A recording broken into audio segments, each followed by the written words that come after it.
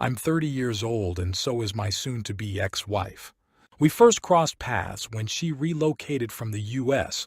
to work for an international company with a branch in Turkey, my home country. Our story began in a bar where we instantly connected.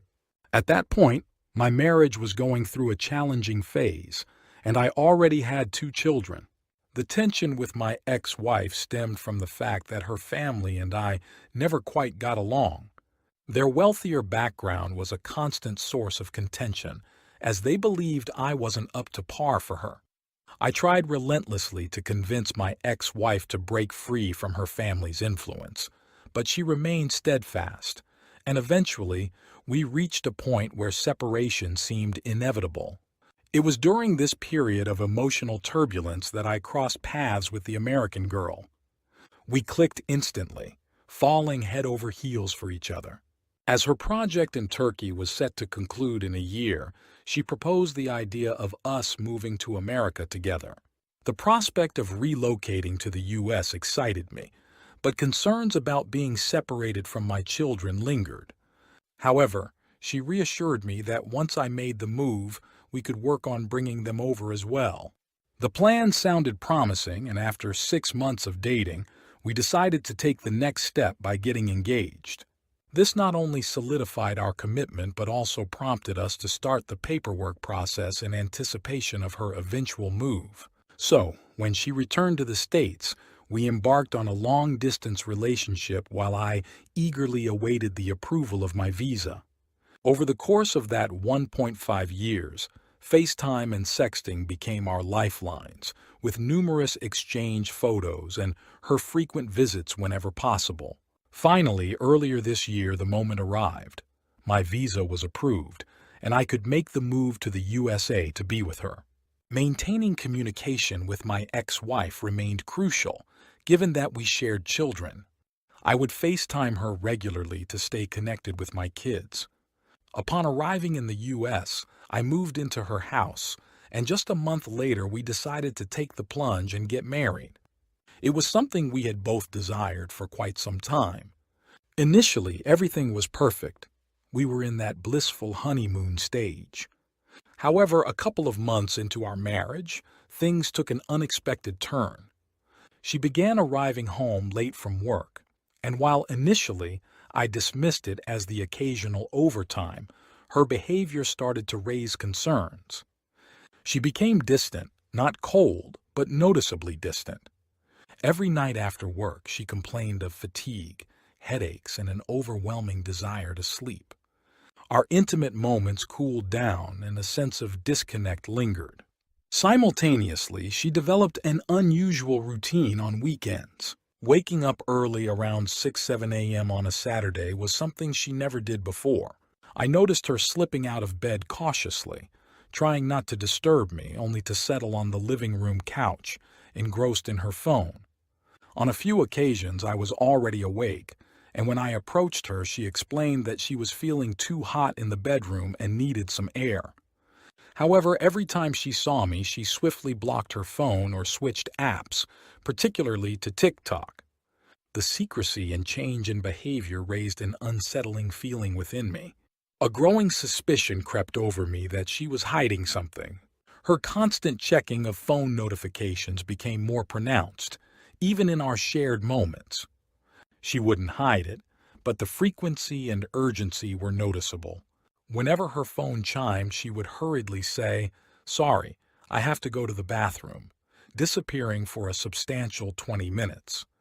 The pattern extended to long showers, both before work and at night.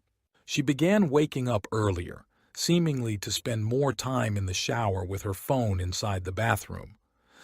There were instances where she would discreetly get into the tub at night, almost as if she didn't want me to notice. The increasing secrecy around her phone and the prolonged periods in the bathroom heightened my sense of unease, leaving me grappling with the unsettling feeling that something was amiss. My suspicions, though lingering, were something I tried to dismiss as mere paranoia. However, one night, around 1 to 2 a.m., when sleep eluded me, I heard a noise and turned around to find her standing on her side of the bed, topless, furiously texting on her phone. As soon as she noticed my wakeful gaze, she appeared startled. Hastily, she tossed her phone onto the nightstand and crawled into bed with me without uttering a word. We fell asleep, or at least I did, leaving the unspoken tension hanging in the air. The abruptness of that moment only fueled my growing concern, pushing me to confront the mounting unease in our relationship. The next 2 days were restless as my mind couldn't shake off the events of that night. On the second night, at 1 a.m. on a Wednesday, she left her phone unattended on the nightstand when she went to the bathroom. As her phone buzzed, given the late hour and my persistent thoughts, I succumbed to the temptation and glanced at her phone. The message was from a guy she had never mentioned before, a colleague. It contained 2 attached images. Before I could fully comprehend the content, she returned, and I discreetly averted my eyes, leaving the nature of those images hanging in the air, intensifying the turmoil within me. Days later, unable to quell my growing suspicions, I succumbed to the urge to check her phone quickly. I navigated to her photo album and discovered some selfies and nude photos that I had never seen before. Given our history of exchanging intimate images during our long-distance phase, these seemed unfamiliar, recently taken and not part of our previous exchanges. My anxiety deepened as I stumbled upon the messages with the mysterious guy, revealing pictures taken in what appeared to be a hotel room with a picturesque view of the street. I couldn't delve further into the messages as she was on her way back, leaving me with a tumult of emotions and unanswered questions. The next day I was going to take a picture of us with her phone. The last picture she had on her gallery was a pic of her vagina recently shaved. The date said it was taken 10 min before. She was in the bathroom by then. I told her what was that and told me she was going to send it to me, but she forgot, even though I was right outside. Days later, I mustered the courage to confront her about the unsettling incident of her being topless and texting in the middle of the night. Her response was perplexing. She claimed not to remember the incident and attributed the late-night message from the unknown guy to him being on vacation in a different time zone. Despite her attempts at explanation, the signs of infidelity were unmistakable. The realization that she might have been cheating, possibly during my time in my home country, left me heartbroken. I questioned why she had brought me to the States if her love for me had waned. The confrontation backfired. She became defensive and angry, chastising me for checking her phone. Complicating matters, I was jobless and unable to work due to my immigration status, making me entirely dependent on her. The emotional turmoil and feelings of entrapment further complicated an already challenging situation. After the confrontation, a chilling transformation took over her demeanor. A side of her I had never witnessed surfaced. She became cold, prone to yelling, defensive, and seemingly always ready for a fight. The relationship that once thrived on connection and intimacy now echoed with tension and hostility. During one particularly heated argument, where I laid out the evidence of her infidelity, she countered with a threat. She warned that she could kick me out onto the street, and, as an additional blow, she wielded the power to have me deported to my home country. It was a stark and sobering moment, serving as a wake-up call that shattered the illusion of the honeymoon period. The harsh reality set in, forcing me to confront the disintegration of the relationship I had uprooted my life for. Facing the challenge of finding work, I decided to make use of her car and started driving for Uber when she was at work. This went on for about 2 months. However, instead of support, she began complaining about the mileage I was putting on her car.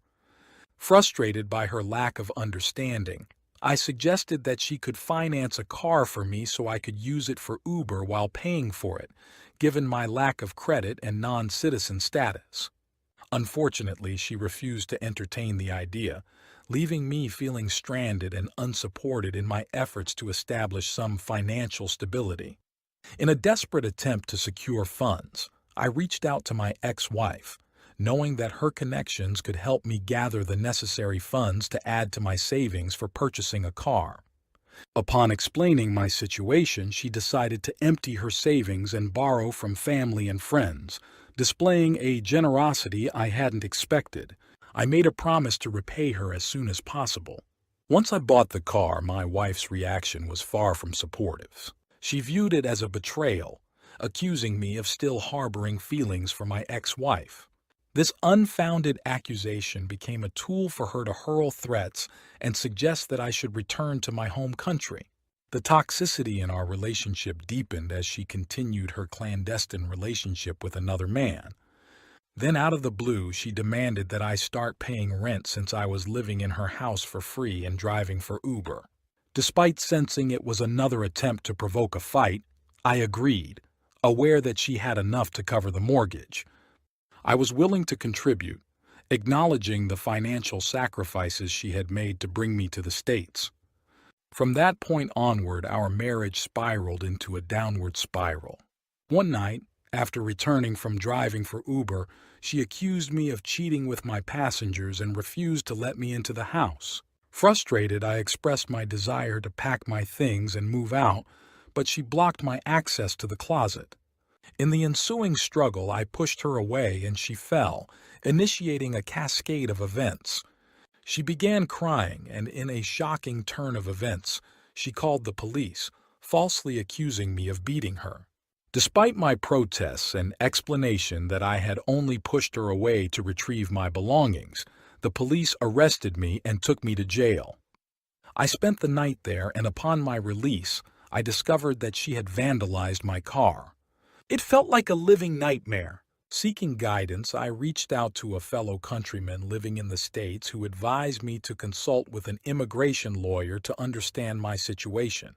The ordeal had taken an alarming turn, and I needed legal guidance to navigate through the complexities of my predicament. Using the funds I had saved, originally meant for repaying my ex-wife for the car, I consulted with a lawyer who revealed that I could sue my wife for financial support in state court. It turns out that sponsors are liable until the sponsored immigrant is no longer a green card holder and has left the U.S. Armed with this knowledge, I took the money I had saved and initiated legal proceedings against my wife for financial support. The shock on her face was palpable when I served her with divorce paper and a lawsuit in state court.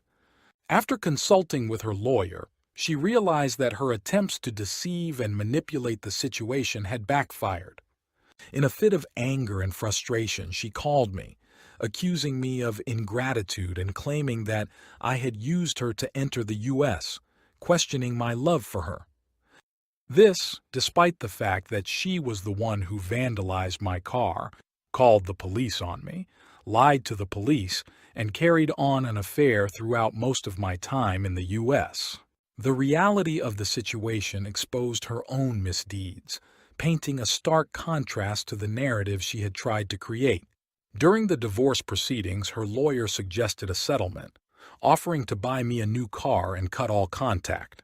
Despite the tempting offer, I rejected it. After winning the case, the court ruled that she owed me about $1,200 a month. While I wish things could have turned out differently and the marriage could have worked, the reality was she had turned hostile, seeking to destroy me. Despite the financial support granted by the court, I don't intend to continue taking her money indefinitely. Once I repay the loan to my ex-wife and repair my car, I might reconsider. The journey has been far from what I had envisioned, but my focus now is on rebuilding and moving forward after a tumultuous chapter.